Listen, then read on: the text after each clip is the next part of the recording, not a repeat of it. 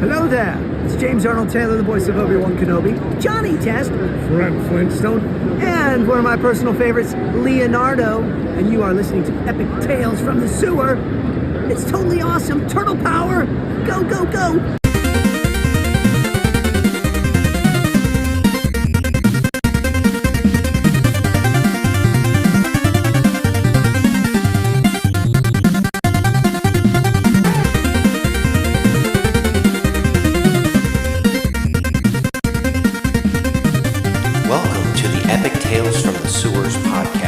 Strap into the party wagon and hold on to your pizza.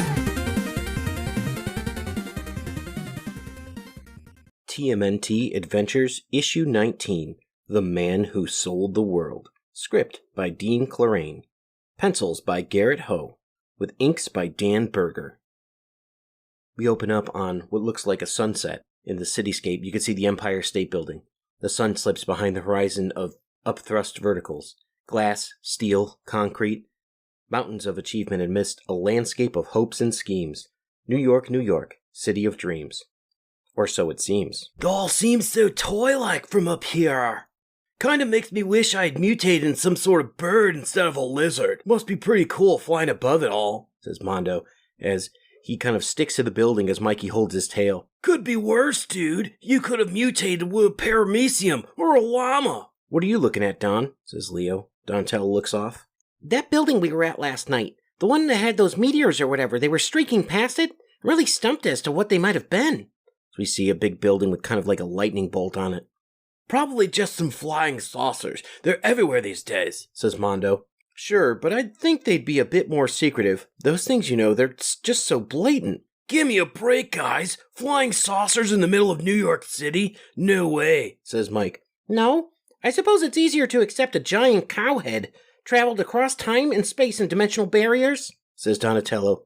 Good point. Mondo then takes his skateboard and jumps up onto the ledge.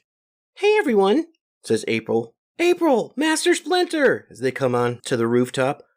Where's Raphael? Says Leo. Sewing. Sulking, says Splinter, and then April. Sulking? Sewing? They're both kind of confused. He'll be along shortly, says Splinter. Guys, Splinter has begun teaching me how to use the katana blade, says April. Looks a little chilly because she's got some mittens on and a hooded cloak, and Splinter himself has a scarf and a trench coat on. That's really great, April. Soon we'll be able to spar, says Leonardo. Radical, says Mondo. April has taught me a few things as well. That's true. Splinter has been helping me with my research. We've uncovered some interesting information about a man who owns a building over there. And very little of it is good, looking back at the building. With the right reference guides, we were able to pinpoint exactly why, recognizing that lightning bolt symbol last night. It's used as a logo for a corporate group owned by one man named Null, whose old corporate logo was simply the lowercase letter N. An N just like the one that you saw on that helicopter in Brazil. And just like the one in that undersea base that was dumping the nuclear waste. Wow, says Leo, as Donnie and Mikey look on him just with scorned looks because they're upset. Wow is right, and who's to know what other sort of bad news Null's responsible for? Now that really makes me wonder about those meteor things, says Donnie. No kidding. As a plane flies over, we can see the penthouse there. Looks like the kid is smoking in his office. Lawyers! We don't need no stinking lawyers. This is strictly a business decision. I need a contract, says a cigared hand as it looks on to Skull and Bean, and the kid is indeed looking out the window. We disagree. We have exploited and laid waste to untold worlds and never once had a contract or dealt with lawyers. We do not like stinky lawyers, says Skull and then Bean. Their minds are cunning and their hearts are cold. I insist, says Null. No, the word of our queen is enough, says Skull. Maligna is all. Yes, brother. Long have we waited for this planet, and long has it been since we left our world hive on Dimension X. Since we followed the cowlick from planet Hyrule across the vastness of trans-dimensional space to your planet Earth. We see their meteor is indeed following Cuddly the Cowlick. With our ship disguised as a meteor, we waited in orbit, watching and learning. We are smart. We slipped through your planet's southern ozone hole. We do not like stinky ozone. And then we found you, Null. And now we strike a deal, says Null. You, that is Maligna, give me the means of take my business off-planet and into other worlds in perpetuity, and I will in turn give you the Earth. The kid looks on. In addition, I will provide you with all the aid I can to make your taking of the Earth as smooth as possible, and I'll honor your request. My lawyers will not scream at having them draw up a contract, but it's because the business is lost to them. So let's shake on it. Then he does indeed shake with Skull. You are wise. Before we get started on a list of your objectives, why don't you bring me up to date on what you've already done? We are here, and our queen approaches, they say. Pan back to Man Ray, who is now swimming with some dolphins. There are fallen stars, Man Ray. Mentally connecting to the dolphin. Where, friend? I just don't see them. What? Meteorites? Under the water you can see that there's about 8 to 12 meteorites that have landed. Meteorites, but they're so large and uniform, and the way that they're arranged seems almost purposeful. I'd better take a closer look. All of a sudden one of them comes up to attack him and hits him right in the gut with a oof! Hey! Knocking him upside to the surface. Now this thing is going a bit too far. Look, man, a shooting star. On the beach we can see in front of the fire, Jaguar and Dreadmon sit on eating their dinner. See, but amigo, this must be heading. Uh-oh, directly at us, caramba! Move it, man. Whoosh! Santa sangre! As they dive out of the way, we can see Man Ray falls down upon them. Hey man, do you speak English? You guys have anything for lower back pain? Says Man Ray. No, sorry, amigo. My name is Jaguar, and this is Dreadmon. You look like a manta, man. The name's Man Ray. I usually look a bit more dapper than this, they say on their first meeting. You smell like fish, says Jaguar. That's right. I bet you'd be happy to have the entire beach back as one big litter box, he says to Jaguar. Hey, Man Ray, that flying rock of yours beginning to crack open with a crack as they look back. Meanwhile, back in New York. I don't know. This is going to be one tough nut to crack, says Leo. I agree, but the place is riddled with security cameras. And besides, breaking in is breaking the law, says April. Sometimes a lesser offense is necessary to prevent a greater one, April. However, I do think we should seek a different path. Mondo and Michelangelo tune into the conversation. Have you considered selling off several well-placed explosives? Maybe we ought to force him to listen to your band, Mondo. Hardy har, dude.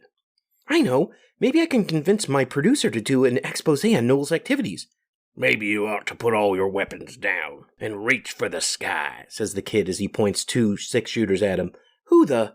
You, says Leonardo. You're the one who shot and killed Bulba the Glublub. And you work for Null. I said put your weapons down. That's it. Good. I don't want any grief or guilt trips. I just want you to listen to what I have to say. Yeah, I work for Mr. Null, and yeah, I killed that little fish guy. I ain't proud of it, but I ain't here to get you to fall in love with me. I'm here to warn you. Y'all seem to have a knack for messing with Mr. Null's operations. Well, he's cooking up this gig that's likely to fry all our butts. Everybody's. Yours and mine. Go for it, dude. Knock out the windbag cowboy, says Mondo. Don't even think about it, pal. Just put that nunchuck down where I can see it. Now. Mikey smiles and puts it down, realizing that he hadn't seen him until now. Oh well, that's better. No, it's not. This is. Raphael jumps and does a flip and then waylays him on the back of the head with his side, knocking him unconscious. Raphael, far out. I'm impressed, dude. You made that seem so easy. You know me. I hate hard work. The less effort, the faster and more powerful you will be. Bruce Lee. That's cool. Still, I would have loved to have gone a few rounds with him for what he did to Bulba. It would have been nice to have heard him out completely. Now, what are we going to do with him? We could film a western. Seriously, Mondo? Perhaps we should bind him and question him further. Perhaps not, rodent. Perhaps that we should stuff and roast the rodent, eh, brother? Yes, we do not like stinky rodents, unless they are cooked first. What on earth are these things? Doesn't matter. Grab your weapons and hit him hard, says Leo. Shh. He attacks him on his hard outer shell. Leo's sword does nothing. Not a scratch. What are you made of? We are hard and strong. while you are soft and weak. You are one ugly dude. Yeah, and your round shoulders and your back could use a good scraping, says Mondo, I'm not a drum. as Mikey and Donnie hit on them with their nunchucks and bow, Laugh while you can. Your days are numbered. as they pick up Mikey and just throw him. I am Bean. Picks up Michelangelo and throws him over the edge. Oh boy! Mikey, grab my bow! As Donnie reacts just in time to get him to grab onto his bow. Woo, thanks, Don. No problem, bro. Time for a different approach. Time to hit them all at once. Sounds like a plan. Squaring off around them, we've got Mondo with his skateboard, Splinter, April O'Neil, Raph, and Leo. Far out, it's working. Don't let him get up, says Leo. What manner a creature of you, and why do you seek us harm? I seem to harm because that is the way of our hive. That is the way of our queen.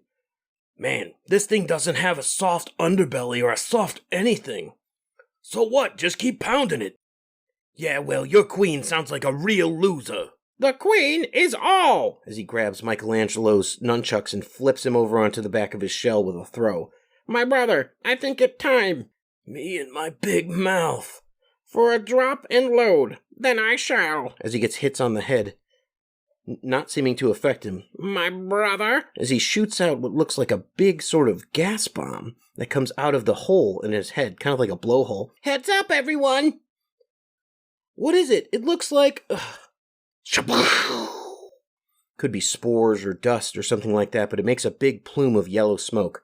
Nice shooting, my brother. Thank you, my brother. And thank you, my friends. Thank you very much. You're welcome, Null. They both say as we see Null looks like a businessman with grinning teeth, and he has devil horns, smoking his cigarette. And that's the end of issue 19 of TMNT Adventures.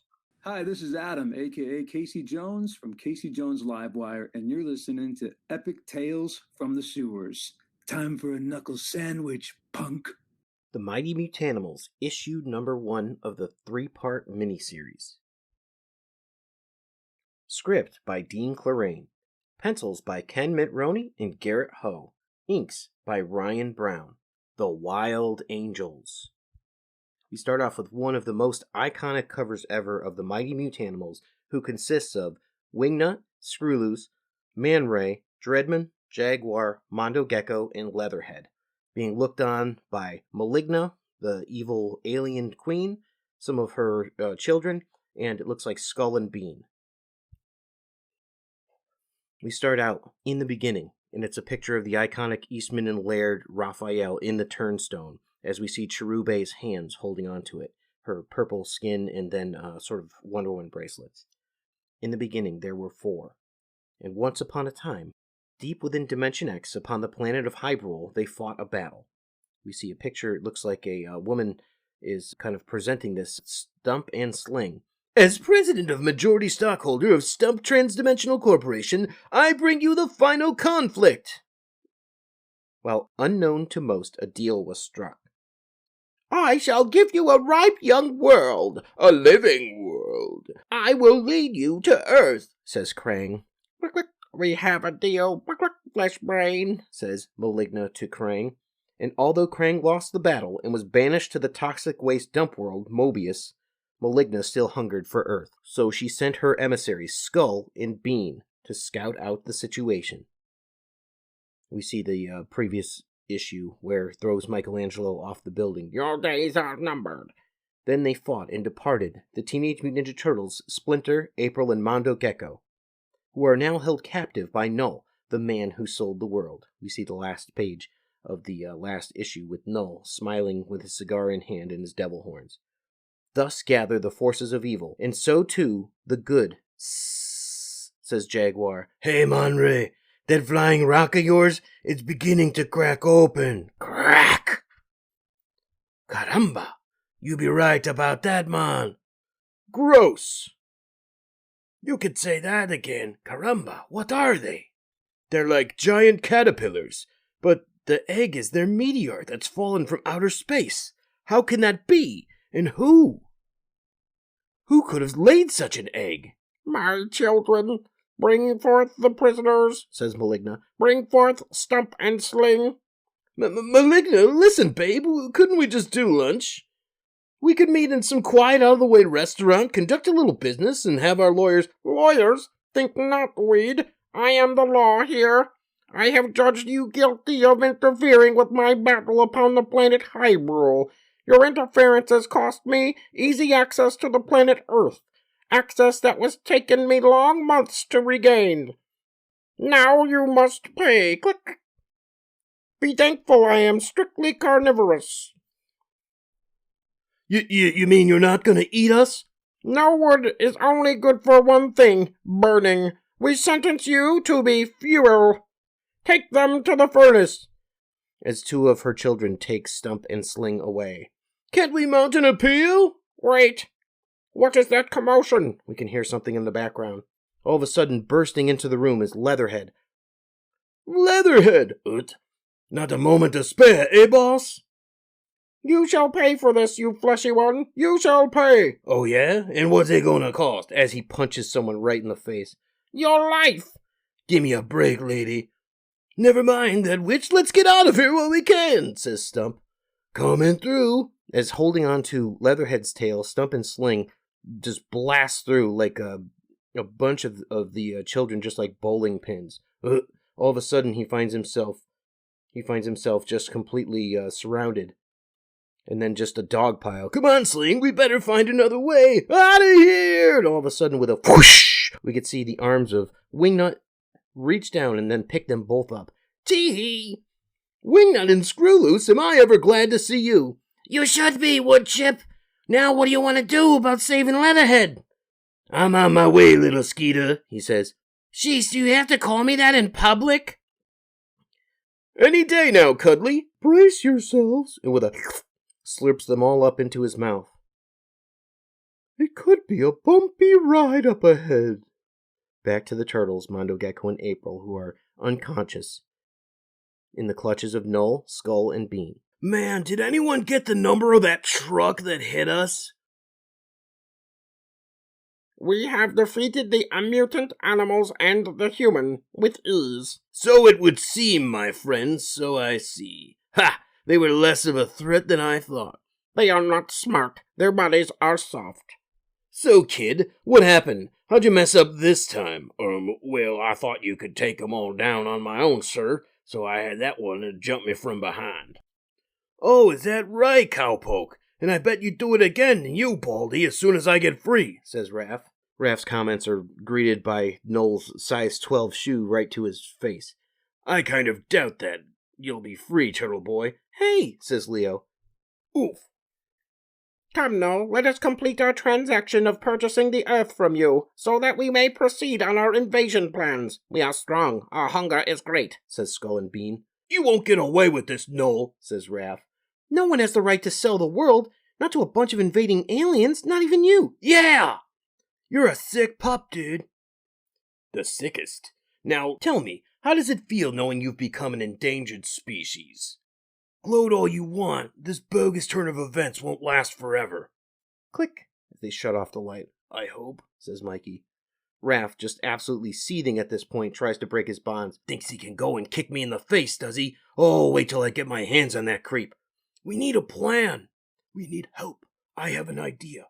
But first, I need everyone to stop struggling. You all need to relax to create a nexus of tranquility. A base from which I may send a message out across the sea of subconsciousness.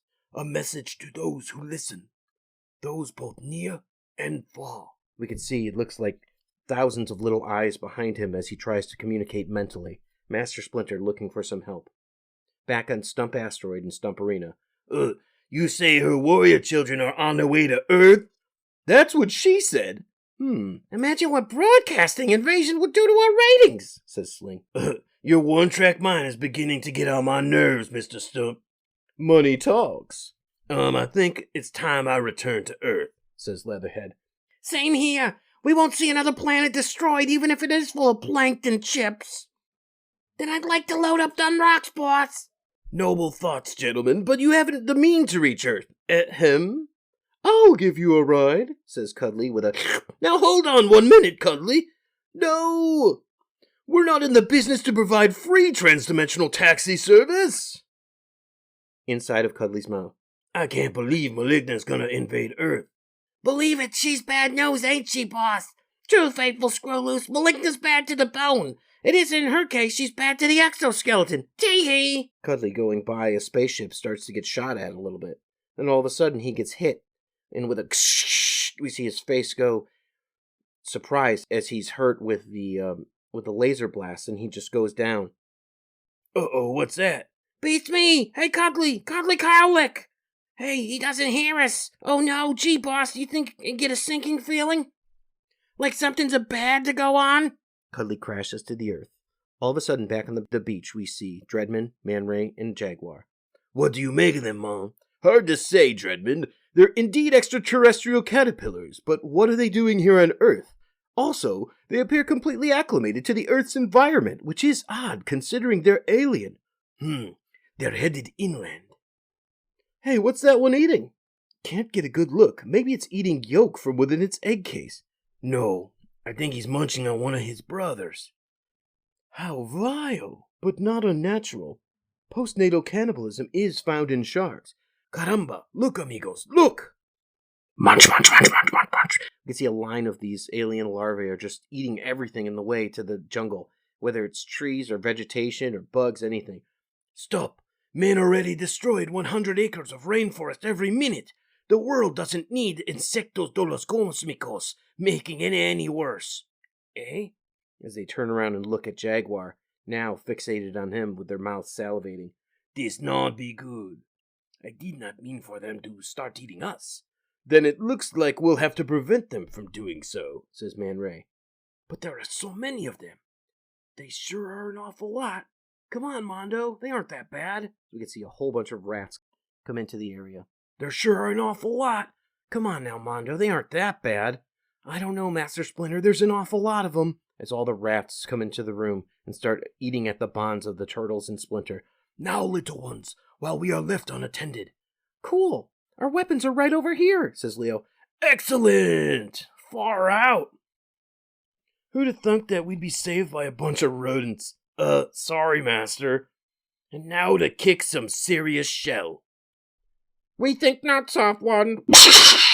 With a brash into the room, you've got Skull and Bean just coming in. We think it is us who shall kick some serious shell. Shells of your souls as they scream forth from your bodies. Oh boy. Real intelligent kid leaving their weapons within easy reach. I'm beginning to wonder whose side you're on. But who told would have thought that they'd get gotten free? Sounds real nasty, ugly one, but I don't think it's you or your witless twin could inflict serious harm on a petunia, let alone a teenage mutant ninja turtle. With a kick, he knocks off one of his mandibles from his shell with a crack and an oak.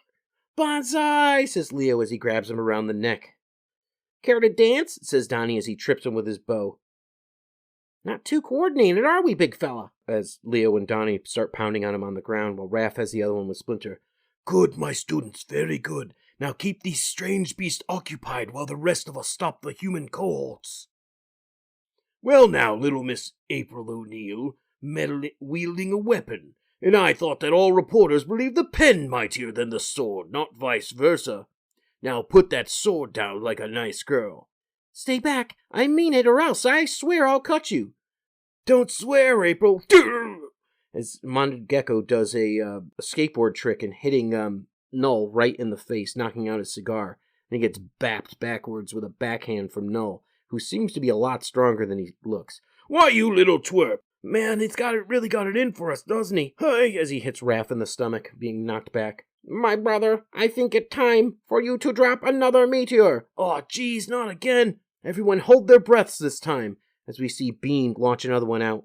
And with a crack, there's yellow smoke everywhere. Sure, Leo, but what about seeing through the smoke? Look! Oh man, they're getting away! You can see all of them get into a spaceship as they take out from the top of the building. Ha ha ha ha ha ha!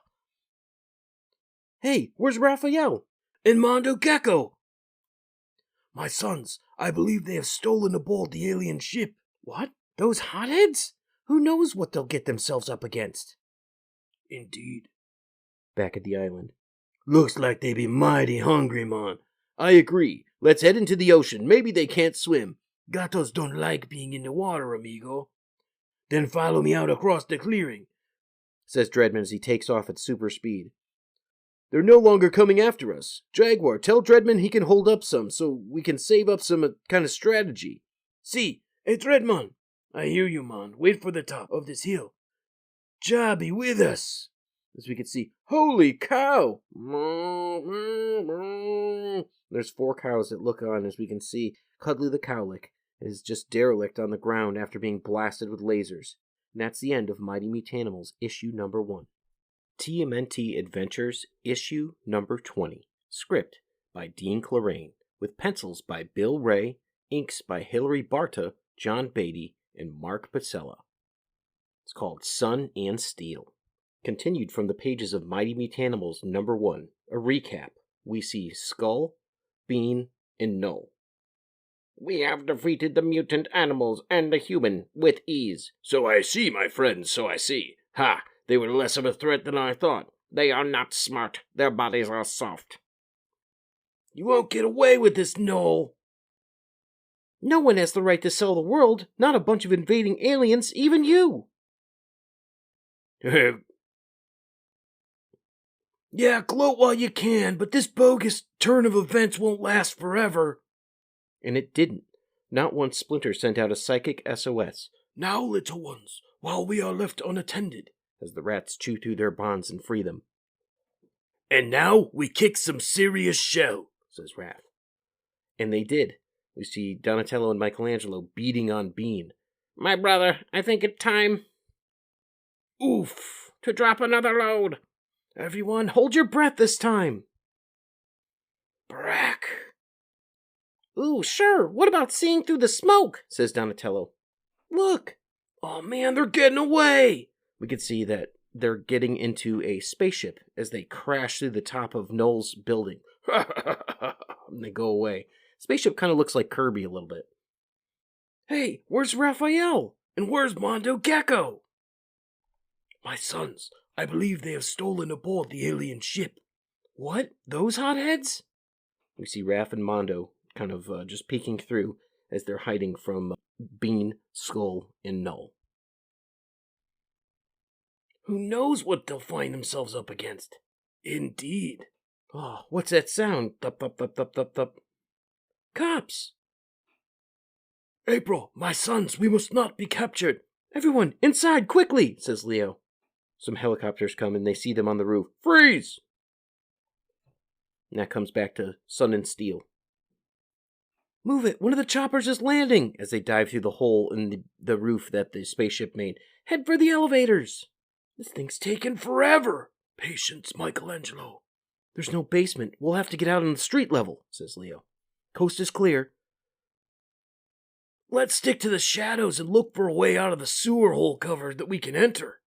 Yes, but first let's do our best, as they go through the dumpster, to blend in with our surroundings. We could see that there's some clever disguises that they're using. Splinter just has his coat on, and he has his rat face out, but Michelangelo looks very much like a hip-hop version of a b-boy, and Leonardo's just kind of like a... it's a cultural reference to New York kind of Hasidic gentleman with curls coming out of a hat and a black suit. And Donatello looks like a grandma with some old fashioned Jackie Onassis sunglasses as they walk through Chinatown. Master, what are we going to do about Raphael? There is little that we can do, Donatello. We must remain steadfast in the knowledge that Raphael is resourceful as he is independent. We shall have faith that he will return. Eee! Oh, a siren. Could be more police, says April. Whew, it's just a fire truck. Lucky for us, says Mike. Let us hope that it's lucky for someone else as well. April, my sons, it is best that we try to take our minds off of Raphael. Perhaps we can do a little shopping. I know of an interesting curio shop around this corner. Wow, sure. Oh my goodness, they all look unsurprised. What a drag. Building's on fire. My curios! My precious curios! Could see a man running out with a fishbowl of his place that's on fire. I have spent a lifetime collecting you. I must save you all. He's running, kind of a white-haired man with a ponytail who's trying to save everything from his shop. The policeman pulls him out. Let it go, old man. They're not worth your life. As he grabs him by the yoke and pulls him backwards, keeping him from going into the building. Wah! Something up in one of the windows, some noise coming out of where there's some fire. My little girl, says one of the women. As they all look on, they can hear her. Gotta do something, says Michelangelo. Let's see if there's a rear entrance to the building, says Master Splinter. Sounds like a plan, says Donnie. Hurry! One of the firefighters looks up. He's got an axe. He's kind of concerned. You can see on his face. He hears it. Juicy, come back! As he runs into the building. You'll never make it back out! Just bounding, leaping up 2 stairs at a time, gets into the room, cuts down the door, and he can see the girl in the bed. He picks her up and he goes, Praise Buddha. All of a sudden, the beam comes down. No! Ah! It knocks him down. The old man with the ponytail who's holding a, looks like a little golden dragon sort of bottle in his hand just goes, No, this cannot be. This must not be. And he throws it into the window. And it breaks right in front of them.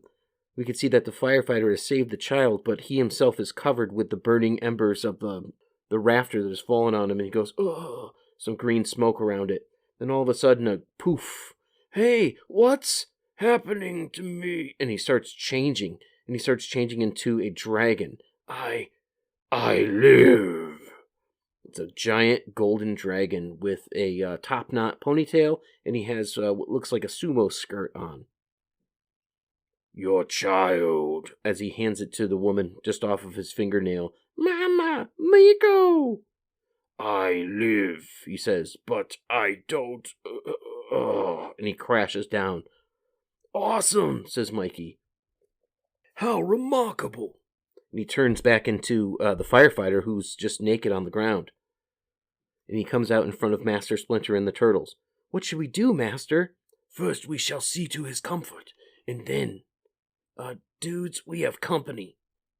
It's the old man. He speaks in a foreign language, possibly Japanese, to Master Splinter. However, I do speak English. Forgive me, my friend, but you said you will help. Can you bring us medicinal herbs and acupuncture needles? At once, he says. And he goes and walks away and hides behind a corner as they leave. Now let us find a safe spot where we can help this brave spirit. Meanwhile, there's still fighting the fires. It looks like it's caught on to two different buildings.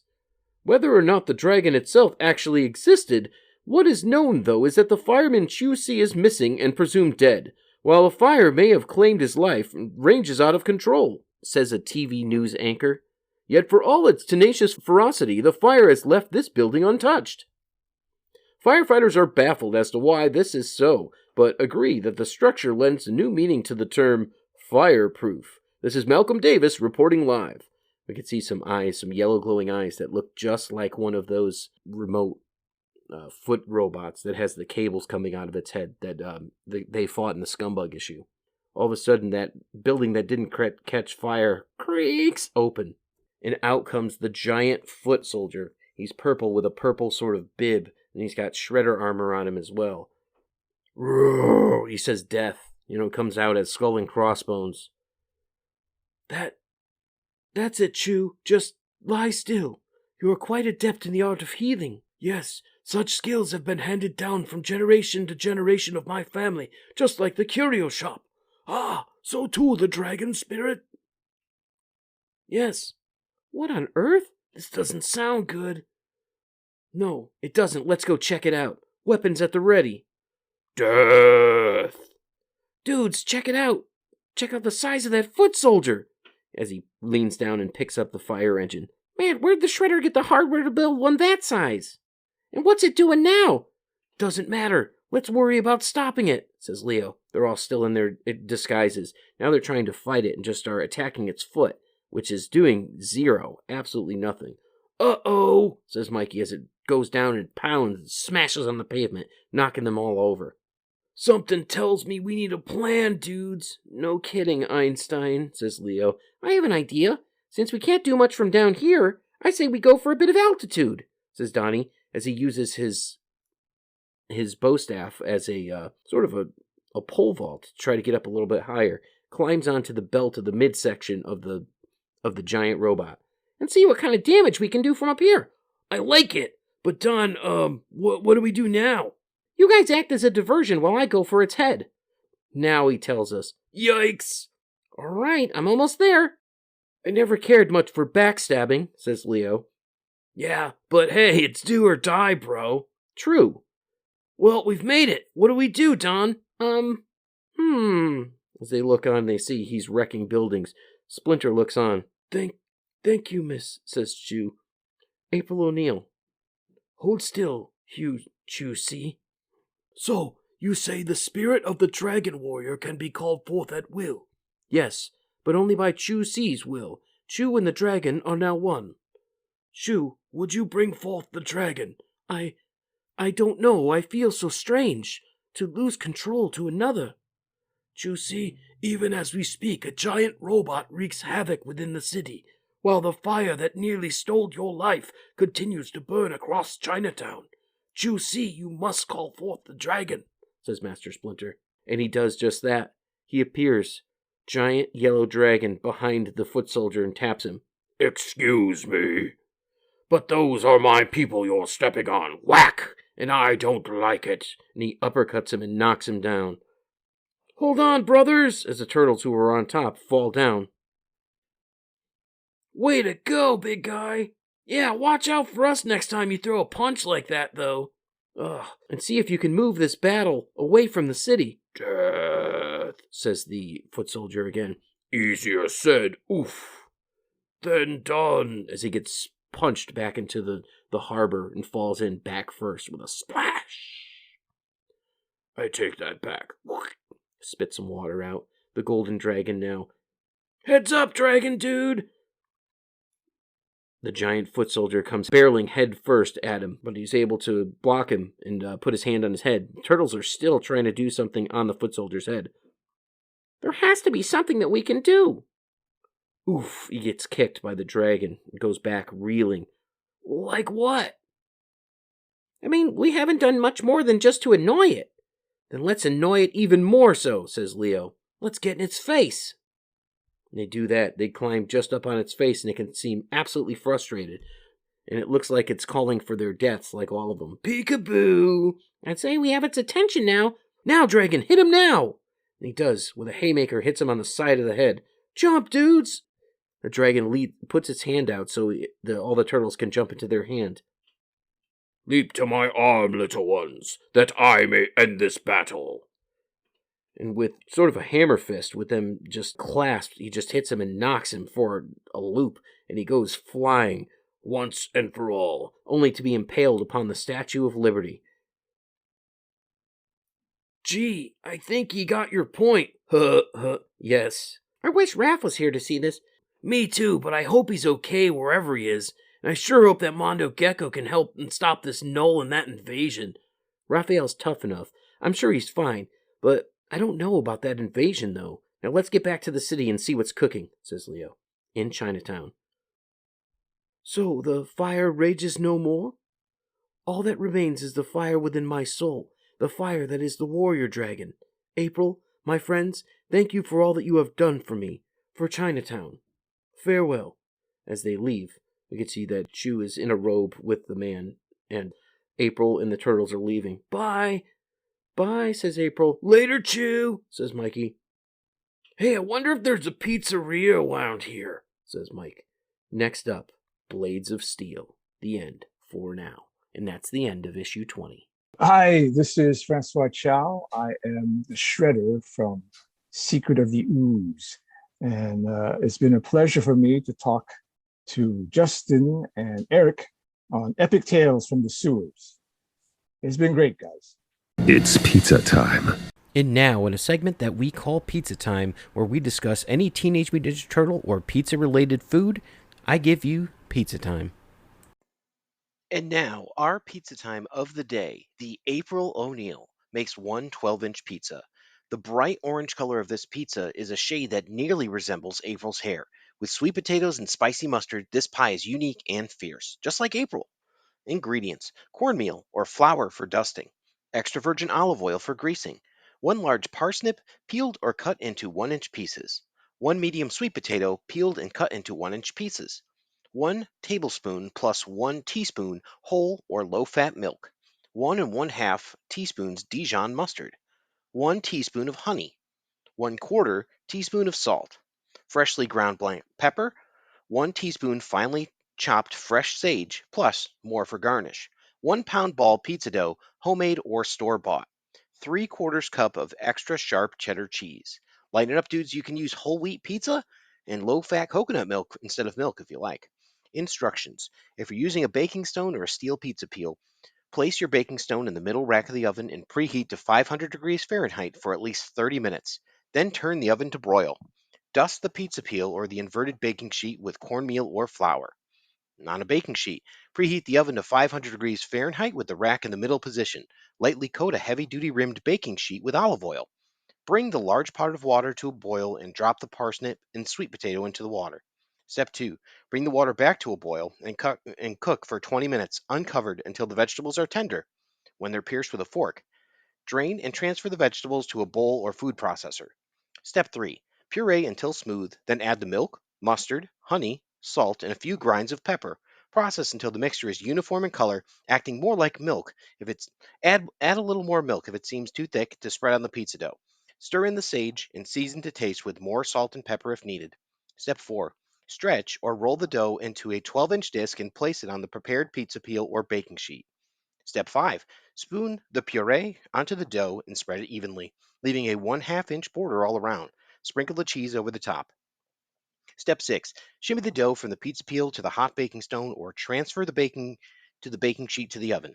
Step 7. Bake until the crust is golden and the cheese begins to brown in spots. About 6 to 10 minutes on the baking stone, 10 to 15 minutes on the baking sheet. Step 8. Remove the pizza from the oven, let it rest for 5 minutes, and then sprinkle with the remaining chopped sage. Slice and serve, dudes. That is your pizza time for today, the April O'Neil. Cowabunga, dudes! And a very special shout out to our listener from Connecticut, Sara Fares. Thank you for everything you do to support our show. Thanks, Sara, for being a wonderful listener. Thank you for listening to the Epic Tales from the Sewers podcast. The Teenage Mutant Ninja Turtles were created by Kevin Eastman and Peter Laird. This podcast has no affiliation with Eastman, Laird, Mirage Studios, IDW Studios, Archie Comics, or Nickelodeon Studios. This podcast is a member of the Dorkening Podcast Network. Check out thedorkening.com for other podcasts. Epic Tales from the Sewers is recorded by Justin Cooper and Eric Will.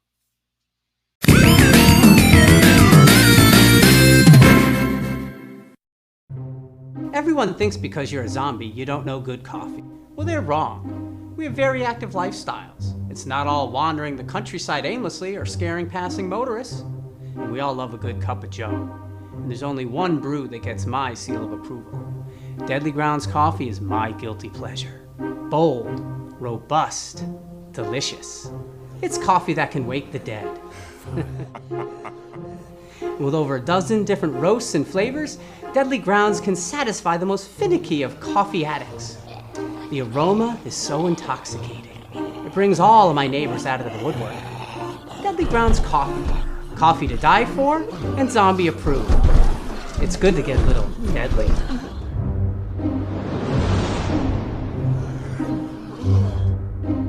Use the front door! Oh, they're so disgusting. It took me 10 years to make the perfect man cave. And then we took it over. And we made it into the multiversal chamber. Then I started my own podcast. And we took that over too. And we're the co-hosts, the Multiverse Kids. Yeah, and I'm the dad, the geeky dad. And every week, we what? We review the movies, shows, and books. Games and toys. Yeah, and sometimes we even have a special guest. So, join us every week on the Geeky Dad Podcast.